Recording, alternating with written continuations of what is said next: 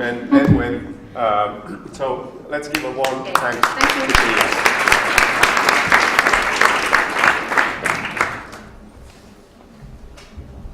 Okay, I think that's resilience, that's sustainability. Now we will still have a couple of more very interesting talks coming up, but for the next half an hour you will have to put up with me, because I will be talking to you about what Kaapeli is going to do in this Creative Lenses project that we call catalysts. And not only am I going to talk about what we're going to do, but it's also I'm going to talk about what we're going to do in the future, as the others have talked about what they have done in the past. And that's not by chance, because we want to involve you. This project is about you, because Kaapeli is a cultural center, and we are renting rooms for cultural actors, and KaapeliWalks, our Catalyst project, is meant to serve our tenants. So please give feedback, whether it's after this presentation, or then during the break, or then after the day is over. My own background is a sort of a mixture of business, arts, and cultural management. I started as a filmmaker in the 1990s, then created my own company, a tech startup in the turn of the century, managed a film festival. After that, then spent several years in the academia before joining a new institution that was helping big and small companies to innovate. So having worked on both sides of the aisle, in business and in the cultural sector, I'm always a little bit wary when we discuss art using sort of vocabulary coming from the business side.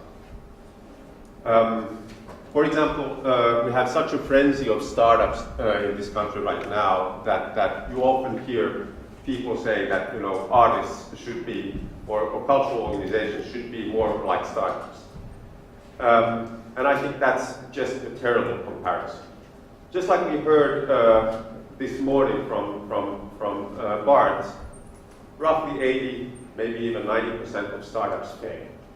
And that's okay in that context, because people who work in these companies, they learn a lot in the process, and when the company fails, they move on to a new startup and take their learnings with them and share them with others.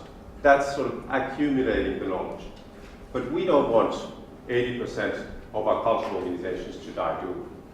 So, therefore, I'm really not into using this sort of jargon when talking about business models or this modus operandi in the non-profit cultural sector. Profit cultural sector, it's another story.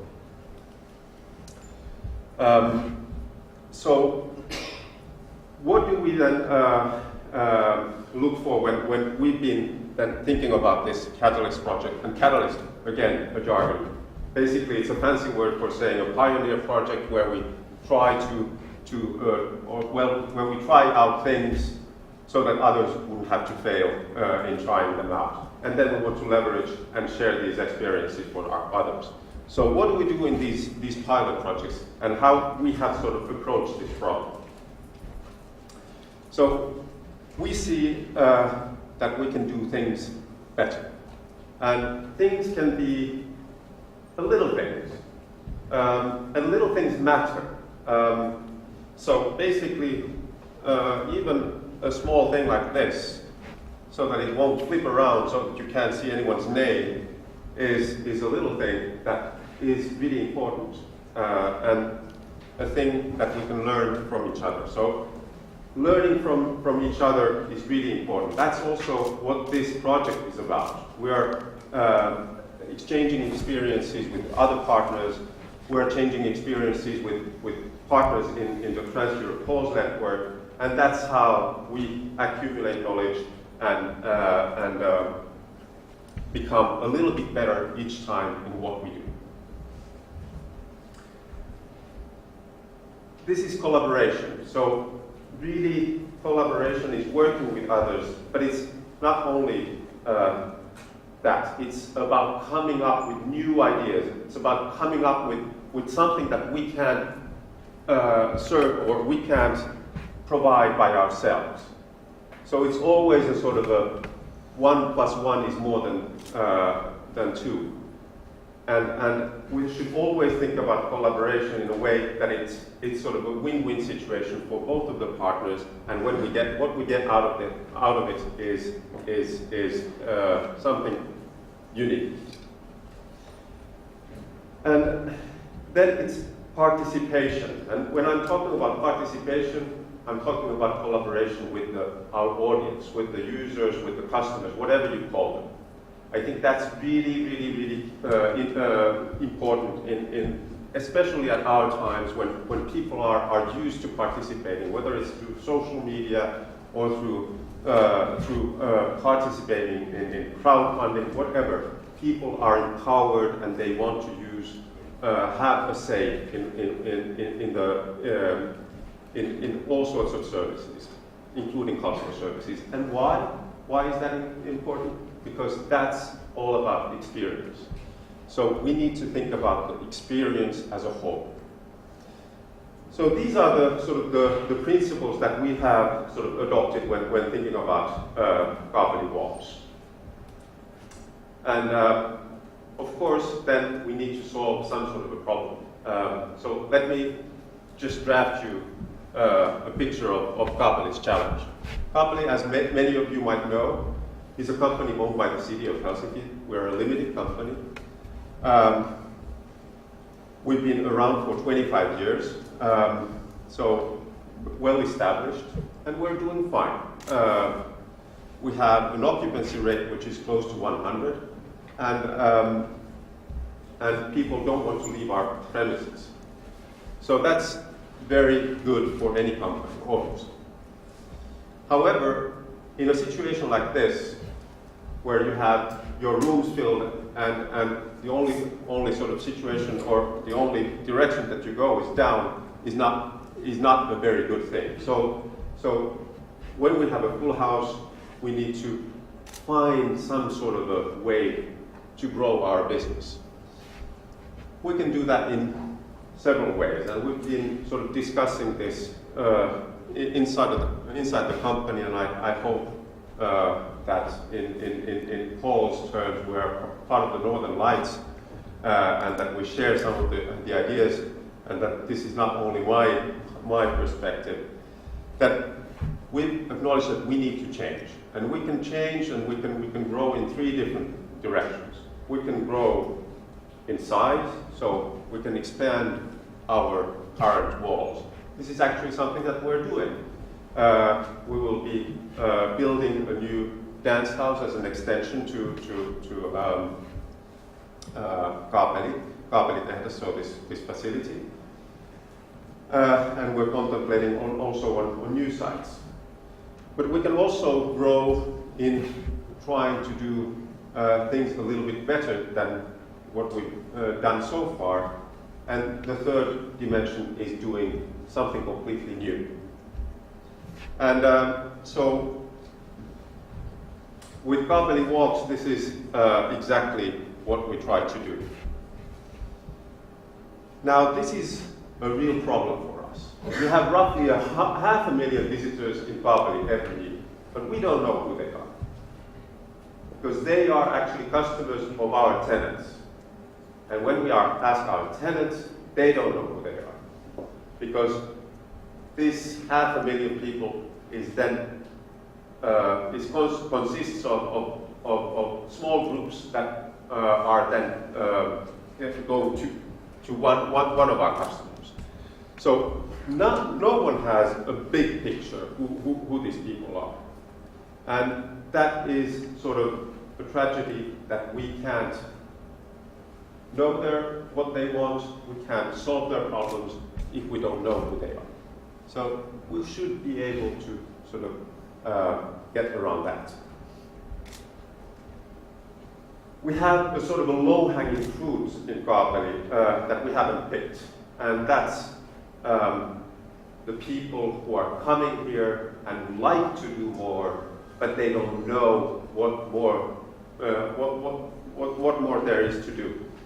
If I give you just a small example from my own life, is my girls, they take dance classes in one of the dance companies here on the 4th floor. And when we take them there are other parents just like us, and they stand there for half an hour or a full hour and wait for the dance class to be over. And at the same time, there are museums, there are galleries, there are other dance classes for parents, there are art schools, there's a restaurant that they could attend to.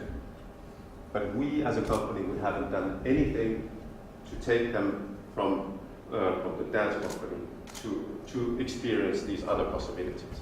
That's what I call a low-hanging fruit that we haven't picked. And then we have this tragedy of open doors. We're actually pretty proud of our policy of having our doors open. If you come here during the day, you can basically go inside anywhere in this building and explore it. The only persons who just take advantages of this are the thieves that come every now and then, unfortunately. Because people feel intimidated. Although we have this policy of having open doors, we are not promoting that in any way. So people don't know about it. And when you stroll down this central corridor of ours, it feels pretty intimidating because there are so many things happening, but you don't really know how to reach them. So we as a company, we should do more.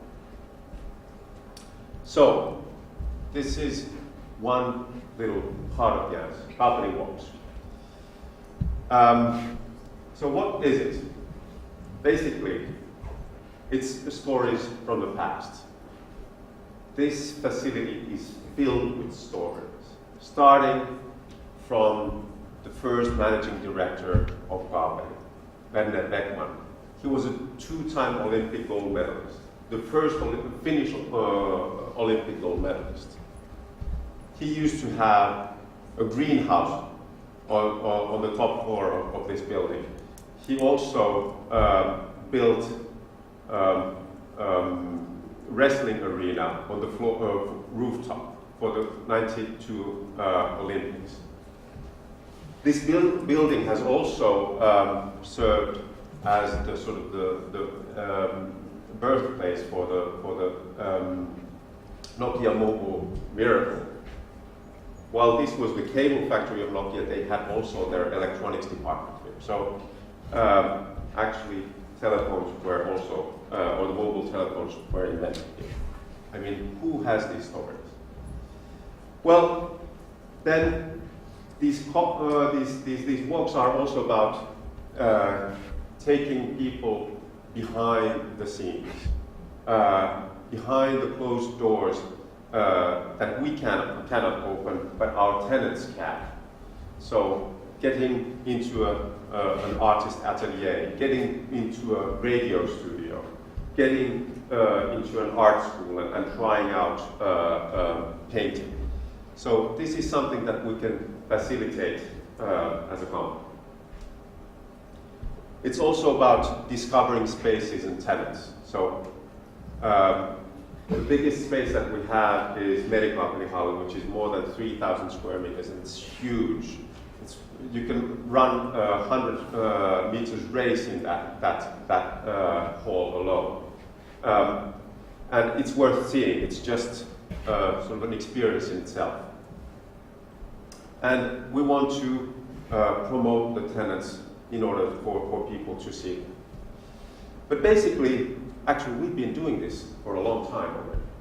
We've been doing this for years. My colleagues, also myself, I've been working for Kaapeli now for a year. I can't recall how many of these tours, guided tours, I've given. So what has changed? You can ask. Well, the big change is that from next year onwards, when we fill 25 years, we will make people pay for these walks. We want to commercialize them, we want to make them a product. Not because we want to really, we wouldn't like we wouldn't like to host them ourselves, but we just cannot if this will become, for example, a daily activity. And of course, in the sort of lines of this project, we want these to be sustainable and resilient, these walks. And that's why people need to pay for them, and we want to then share this income with the participating tenants. If you open your doors, you can get a share of the income as well. If you participate in giving those tours, you will get a share of the income as well. I think this is also an opportunity for us to create new collaboration opportunities. We talked about this with the museums, for example. We can bundle a dinner and a Kaapeli walk together with Himaitsali here or with another venue outside of our own walls. And then eventually maybe we will learn who our current visitors are and then come up with new ideas while doing so. And maybe then we can attract also new visitors to Kaapeli. So basically, that's it. Now it's your time, or your turn to give me feedback. What do you think about this and how we can take this further? Because, as said, this is an ongoing process and working process, and we want to be doing this with you. So there's at least one question. Thank you so much. I thought that, no one would say anything. This wasn't planned.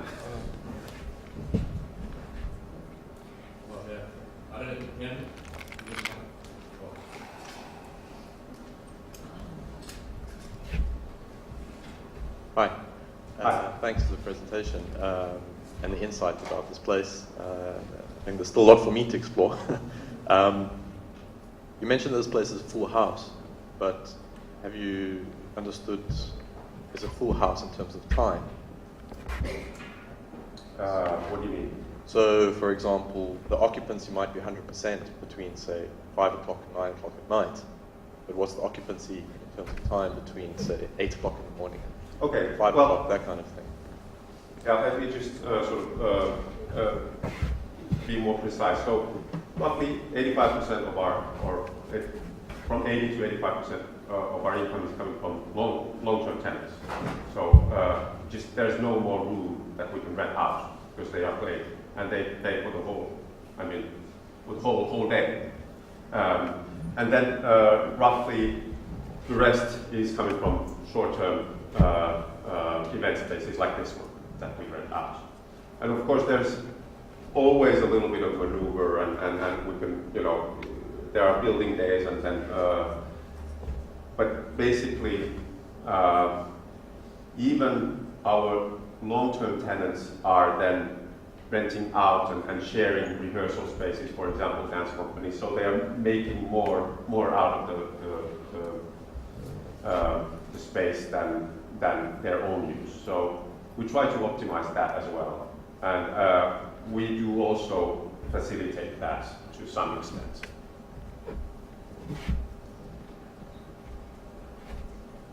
There's one. Thank you. Can you describe the process of how you came to realize that there's a new dance studio that is needed instead of another type of art studio. So what was the process of how you integrated the artists and the stakeholders in this process? Well, I have never had that sort of question on my table. There's no, I mean, there's basically, I think we have now 2 ateliers that are coming to the market, but basically there's very, very little space or tenants leaving the building. So I haven't had the sort of the possibility to choose to make that decision. Maybe, I don't know if you understood the question, in terms of a Yeah. dance, so performing arts venue, was there a need in the city? So okay. where does the need originated, and how Okay. Kaapeli actually has played that role in having it around their building as Okay, instead of another space in the city? So we're talking about this new dance house that will be as an extension. Well, that's a long story cut short. It has been the dance community in Finland that has done a tremendous job in lobbying for this dance house to be built. And we've had dance companies for many, many years here in Kaapeli, and eventually then sort of the plan was that it would make all the sense in the world to integrate with this old facility and therefore benefit from the synergies that we can get. So that was basically the city, the dance community, and Kaapeli that decided. I think there was another question. Yes. Thank you, Kai, for your speech. I wanted to ask if you offer any marketing services for your customers, for your tenants, and have you considered that you could maybe offer more of them for them? Definitely, we have, and we do offer. So, I mean, we have sort of print advertising, which is sort of continuous, and then we get our tenants' ads in there. We have also campaigns in the metro, in the public transport, and then there has been sort of rules that if you get at least 3 tenants together on a project, then we sort of pitch in as well. I would like to ask who will be doing these walks, or how will you train these people to be able to tell the story? Well, we would like them to be people from Kaapeli. Not so that we have, signed any deal yet, but we do have some actors working in these facilities, and we have sort of made approaches with them. So that would be the ideal. So it's Kaapeli folks talking about Kaapeli as well. As part of the KaapeliWalks, do you also have some new plans to offer new activities in summer season, which is quite quiet here in Cable Factory? Well, as a part of this project, no. And summer season is sort of also the season when we do renovation work in these event spaces. So sort of a double-edged sword. We have to sort of, for example, change the windows. And when you don't have windows in a space like this, then you can't have anything happening here. We can try to sort of cut the season a little bit, or cut the summer season a little bit shorter from both ends, but we do need actually that a certain break during the summer in order to do the renovation needed.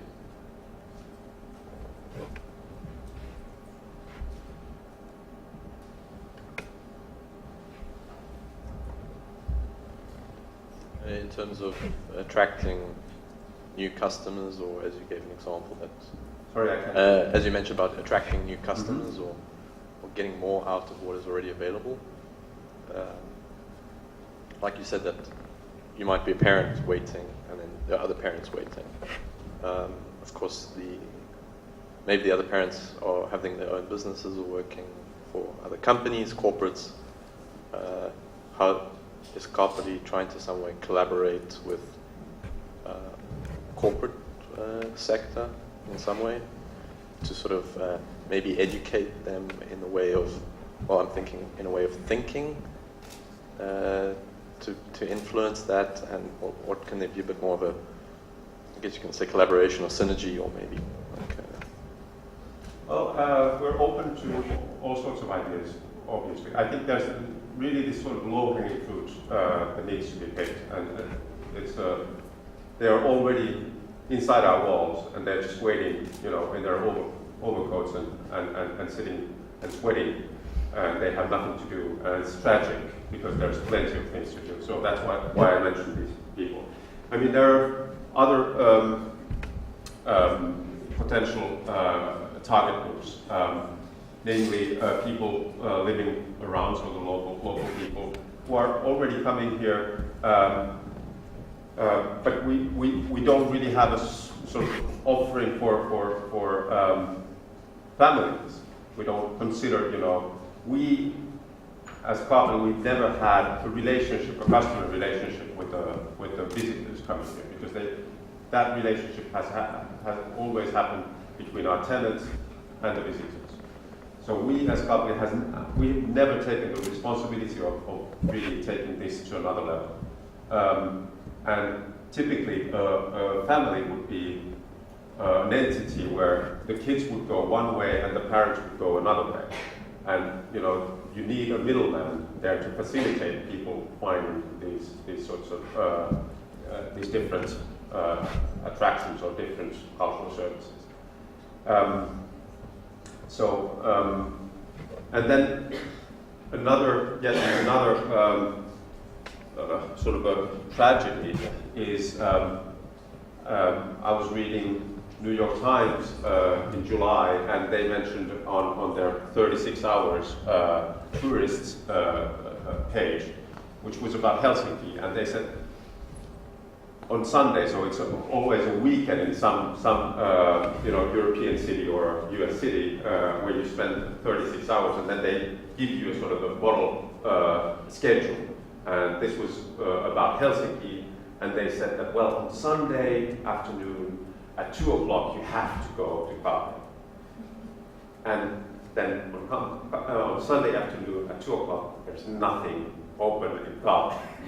So basically, and I think we're in some sort of a tourist guide, also a Japanese tourist guide, because we get very early in the morning Japanese tourists, and then it's our personnel that tries to sort of, you know, give them hints what they could do. But apparently, you know, in some tourist guide they said that you have to go to Kaapeli on Monday at night. I don't know. and we are not taking care of those people in any way at the moment. So we should be able to sort of take this opportunity and then serve our tenants better, because it would be better for all of us in the long term.